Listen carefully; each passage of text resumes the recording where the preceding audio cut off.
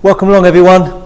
Now I've got your attention, this could be the best 5 minutes of your golfing life as to why you are so bad at golf. I jest, but I want to give you the top 3 tips that you might want to look into to make your golf better. And top of the pile is the grip.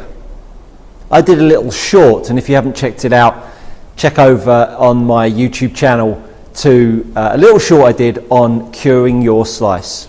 Now if you're one of the guys that hangs out down the right hand side of the golf course, you want to definitely go check out your grip.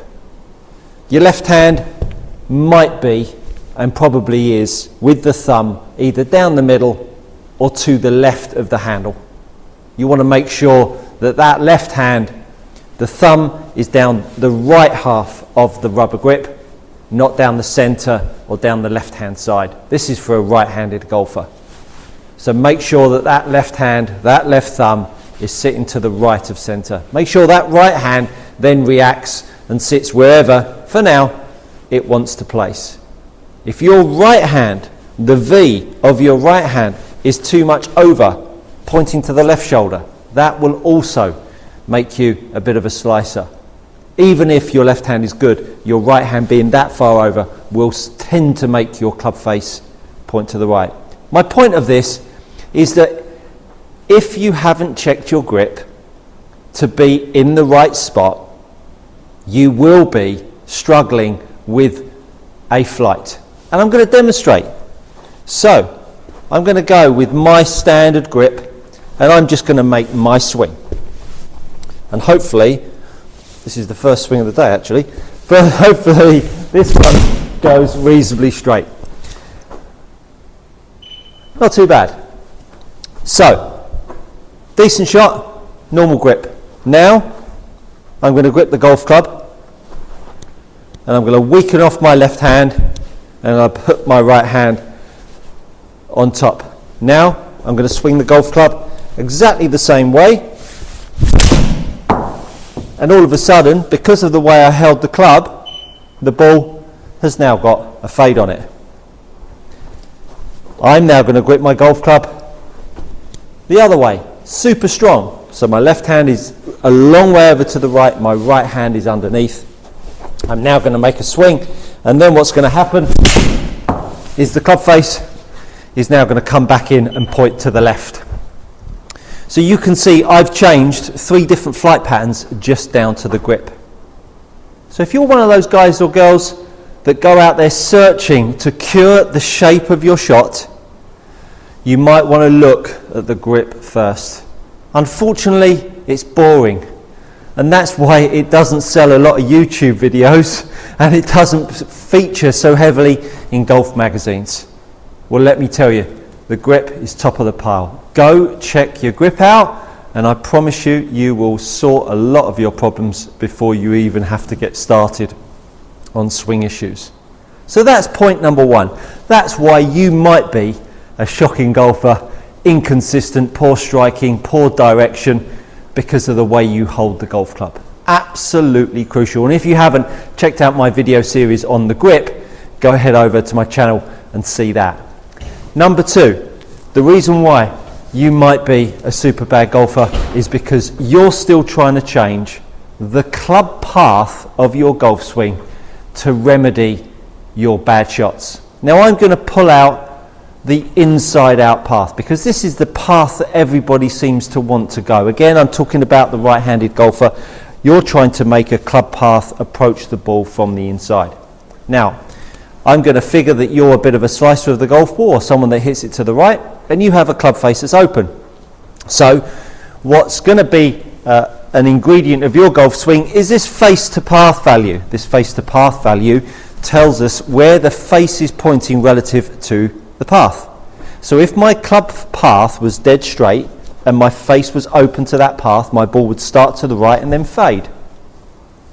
If my face was open to the path but my path was pointing left, my ball would have more of a chance at going at the target. So what I'm going to do is I'm going to hit a shot, and I'm going to make my face open to the path. And so in the right hand box, the face to path value is a positive one. It's 3.5 open. My club path was dead straight. It was 0. So what I'm now going to do is I'm going to now shift my path inside out to try to sort my fade out, because that's what everybody tells me to do. Swing from the inside, get my right elbow under, lift my shoulder up, shallow the shaft out. To swing from the inside to solve your slice. What a crock of poop, let me tell you. So what I'm going to now do is I'm now going to swing from the inside, and I'm now going to keep my face to path as close as I can to the same. So I swung from the inside, and now all of a sudden I've got my path inside out, but actually on this one I actually kept my face slightly better than the last one at 0. It was dead straight to my path. But look where my ball's gone. I've achieved my inside out path. I've shallowed the shaft out. I've got it from the inside, but I've still missed my target. What your job is to do is to change the face to the path if you're a slicer of the golf ball. It is not to change the path itself. So if you're one of those guys out there that is trying to change the path by trying to swing inside out, I promise you, you are absolutely working on the wrong thing. The path is never the issue. The path is the symptom. Because if I hit the ball over here as a slicer of the golf ball, and I keep on hitting it over there, the last thing that I would want to do is swing from the inside, because that feels like I'm going to hit it even further right. So I'm going to keep the face to path open, and then I'm going to swing outside in. But now, because the path has gone to the left and the face was still open, I've hit my target. So the path is actually saving me. It's not hindering me, it's saving me. So understand that the path is the symptom. It is not the cause of the problem. So don't change the symptom, change the ingredient that is causing the problem. And that problem is an open club face. And let me tell you, just get your grip a bit better, sort that out first, and all of a sudden you change the face to path relationship, and what happens is that the path will start to remedy itself. It will start to swing more from the inside. 2 degrees inside out, closed face to path, I've drawn it at the target, and all I did is grip the club face differently, which made the face stronger and made you draw it. So the second reason why you're a bad golfer is because you're thinking the path is the cure to your bad slice. Don't fix the path, fix the face in relation to your path. Go hunting videos that will help you with that. You won't find many of them, because they're all trying to get you to shallow the shaft out and all that nonsense. Fix the face first. And the third one is you're looking for straight. Don't look for straight. If you follow the golf on the TV, and there's plenty of it out there now, isn't there? And they all have shot tracer technology invariably, so you get to see the shape in the sky. When was the last time you saw a golf ball take off and land on the same line? You didn't. Invariably, you're seeing them stand there, and they'll set it off down the left-hand side, and they'll see it fade back, and then you'll see the next guy hit it up down the right-hand side, and then you'll see it draw back. But they never hit it down the ball line, do they? When was the last time you actually saw someone stand there and hit it down the middle? Oh, and that's as close as I can get to hitting it dead straight. Bugger me, I've hit it pretty darn straight, but I've still got curvature on it. So unless you make peace with the fact that as a golfer you have to play with shape, will you then truly find peace?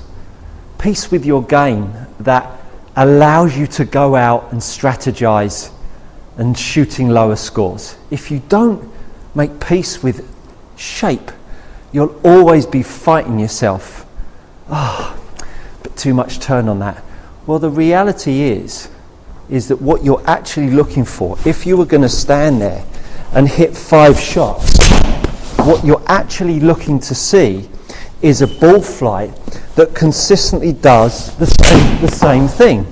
It keeps on trying to draw, or it keeps on trying to fade. But what it doesn't do is 1 minute it stands there and slices to the right, like I've just hit that one a little bit to the right. On the oh no, I haven't. Okay, so that was poor feel on my count. It felt like that has gone a little bit right. But what I've actually done is I've created the same ball flight. Well, if I create the same bend, now I can aim down the right hand side and use that bend to start hitting my target.